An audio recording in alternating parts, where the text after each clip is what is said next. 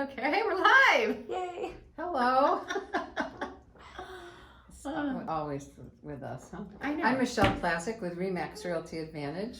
And I'm Kim Mauldin with Remax Realty Advantage, and together we are Buy Sell Love San Antonio. And you would never know we've been doing this for 2 years. Right, because we're always surprised when the cameras come on. I know, we are. Today we're talking about, we have different steps to the buying process, and so we're on step number 8, which is on our website, buyselllovesanantonio.com. Yep. But this step is all about making the offer, which is the best part, right? We've been out there, we've looked at all the houses, we finally zero in on one, and now it's time to write the offer. Make an offer. Yes. So a lot goes into that because we It does. really do look at the comps in the area. We take great pride in just really checking out what else is sold in the neighborhood Right. during the last 6 months, depending upon what time of season it is, whether or not it's going to have to be a high offer. If there's We're competing with yeah. others. If Yeah. there's no inventory and there's a lot of buyers out there, we might have to come in higher than the asking price. Yeah. So we really put a lot of thought into it. Mm-hmm. Both Kim and I have taken lots of courses, and we have.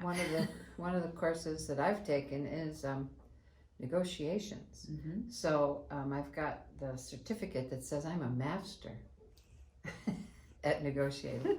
Anyway, so we do. But believe it or not, even this time of year, you may come across houses that you have multiple offers on. Yes. So it just happened to me last week. Did it? Yep. Last week. So we didn't get it. But So we weren't willing to go over asking. My buyer wasn't willing to go over asking. Yeah. So, but we found her something else that was great. There you go. So Well, this time of year, there's less buyers out there.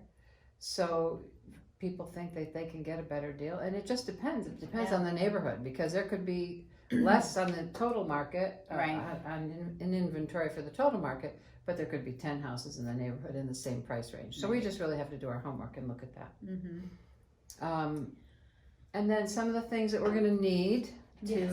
make the offer Yes. are, okay, it may sound silly, but we need your full legal name. yeah, that's not silly at all. Because the name that goes on the contract is the name that is going to get carried through for all of the paperwork when the attorney who prepares the paperwork for the deed and all of the closing documents, when they do all of that. So we need to make sure we have whatever middle initial you want to use, whatever your full and proper first and last name is, whether you're a second or third or fourth. We need all that information. And who's going to be on the loan, who's going to be on the deed. So sometimes it's a little different. Sometimes husband and wife. One on the loan, but 2 on the deed. Yeah. So we need to know all that information. And it needs to line up. Your name needs to be the same with your loan application. Yes. So if you have a middle initial and you don't use it on the loan application, we're not going to use it on the, otherwise they'll ask us to change it, which isn't really a big deal. We can change it later, but it's good to. It's nice to be able just to do it clean the first time through. So Yes. And then you talked a little bit about, we do our homework when you're making an offer, and we're making sure that you're not overpaying or that the house is fairly valued, things like that. The next thing that goes in is the offer price. Right. And so, when you're making an offer on a home, where a certain amount of it's going to be cash down, your down payment, unless you're doing a 0 down program. And then the rest of it's going to be your financing, unless you're doing it all cash. But our job at that point is to make sure that your offer is a fair offer and that you're not overpaying for the house, or that, if it is a house that has multiple offers, that it will appraise for what you're offering. And then you're going to need some earnest money, and typically it's 1%. So if the house is $250,000, you should have $2,500 to put in at the title company in escrow. That money gets held by a third party. Wait, you mean they deposit my check? Yep. Yes, they deposit your check. Don't let anyone tell you that they don't. Yeah. And yeah, it gets held at the title company, and they are actually the escrow agents for that money. Third party, so once it's in their hands, they have to abide by the contract. They can't give it back to anyone unless the terms of the contract call for it. So that's very important to know. You don't gain any interest on that money. and that's a security deposit for purchasing the house. It does get applied to your closing costs, so don't worry about that. But sometimes we can get away with a little bit less than the 1% down. Just depends on the price of the house. And sometimes it's a little bit more. I mean, if you're offering on a $90,000 house, the listing agent may say we want $1,000 for earnest money. That's true. So sometimes it can be And less, it's also, if we're in a multiple offer situation where there's a lot of people competing for the same house, you might want to put down more. or a second. To make yours look a little bit more attractive. Yeah, and you can do a second earnest money as well. Right. So, and that helps make it look a little more attractive. So, we kind of talked about financing information. Survey is the next one on the list. Surveys can be anywhere from $400 to $500 now. Sometimes the seller will have an existing survey that you can use, and so maybe we don't have to purchase a new survey. The survey cost is negotiable, so it could be though that you ask the seller to pay for it. It could be that the buyer pays for it. It is a negotiable thing, and I do usually tell my buyers that survey companies have gotten smart lately. They don't have to defend their survey for you if you don't own the survey. They will only defend their work for whoever owns the survey. And obviously, if the seller has sold the house and owns the survey, they don't really care what issues you might have 2 or 3 years down the road. So for surveys, I usually try to recommend that the survey is owned by the buyer. Okay. Home warranty. Another negotiable item is a home warranty. A lot of buyers here in Texas want a home warranty, and what that is just an insurance policy for the mechanicals in the house. Right. Your mechanicals include the heating and air conditioning system, the plumbing, the electrical, and then any appliances that are there. Well, not all of the appliances, like not the refrigerator or the washer and dryer. You have to pay extra for that. But typically for about $500, you can get an insurance policy. It's called a home warranty or residential service contract. Yes. And that is typically being paid by the seller. The buyers ask the seller to pay for it, and typically that's a good negotiation. And then you get coverage for a year. It doesn't cover everything, and there's 100 different plans. There's 25 different companies with lots of different plans, and it's hard to compare apples to apples in that. Yeah, but for the first year, it's nice to have because you've just put out most of your savings probably for your down payment and your closing costs. And so if something happens to the air conditioner, you may not have $2,000 or $3,000 squirreled away. So for the first year, it's nice to have. But just keep in mind that it won't cover everything, and if the AC does die, it is going to take like 3 days for somebody to get there. Yeah, so they don't come right away. Don't be disappointed when that happens. You have to work with them. You just can't call any company and have them come fix it. Yes. And talking about closing costs, that's another big thing.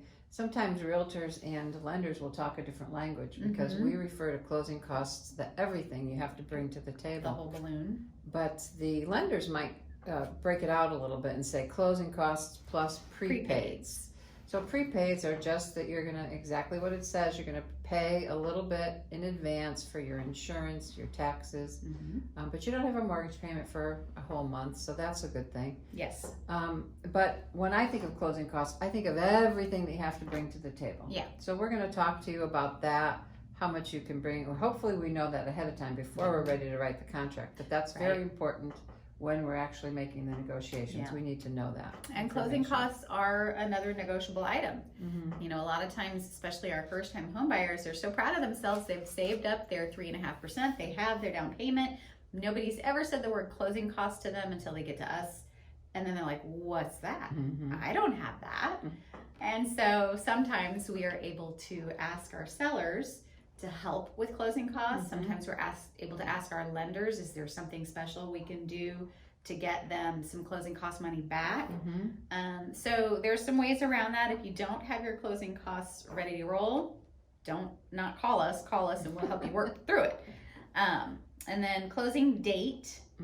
We need to know that. If you have a special date in mind, particularly for first-time home buyers when they're usually in a rental, or if you're selling another house, not only do we need to know that ahead of time so that we can hopefully write the contract contingent upon that, but when's your closing date? So there's a lot of different variables that go into that decision as far as when that closing date could be. Best case scenario, it's 30 to 45 days. Right. And we try very hard to close on the closing date, but I always say to my clients, it's a moving target. Always a moving target. Yep. Until we're actually sitting down, signing away, it is a moving target. And there's a lot of different reasons for that, and too many to cover right now. Yes. That could be like a whole series, actually. Yeah, it really could. So, option period is the next one, also known as the termination period. And the option period is defined in Texas as the period of time in which the buyer has the right to terminate the contract without consequence for any reason or no reason at all. So you can wake up and the sky can be purple with orange dragons flying through it, and you can say, Kim, Michelle, we are just not buying a house today. I don't know what's going on, but we're not buying. And if it's during that period of time, you get your earnest money back without any consequence. You do have to pay a little small portion of funds for that option period. And it's very minimal, really. It's what we've been doing standardly. There is no standard for it, but but standardly that everybody seems to accept $10 a day. Yep. Except in multiple offer situations, we might have to offer them $20 a day. Recommend a little more. Basically, if you're a 5-day to 10-day option period, it's going to cost you anywhere between $50 and $200, depending upon how much you're putting down. Right. But it's a small price to pay. Right. And that will get credited back to you at closing should you go all the way through. Exactly. And then contingencies, Michelle, you just kind of touched on that. Sometimes when you're offering on a house, you may have a house that you're waiting to sell. So we're going to be making an offer that's contingent upon the sale of another house. Obviously, in multiple offer situations, that's pretty tough to pull off. But, talk to us and we'll figure out some other ways to get you through it. And sometimes it could just be something else too, contingent upon the seller putting in a new floor, if that's what he's offered. So there's a lot of different reasons for that. Right. But we're going to work the best deal possible for you. Absolutely. So if you're in the market to buy a house, you're going to call us. Call us, and then don't forget to follow us. And if you have any other questions or you got some great information from this one, please comment below. Yeah, we'd like to see those comments. So where are they going to follow us? On Facebook, Instagram, YouTube, and of course our website is www.buyselllovesanantonio.com.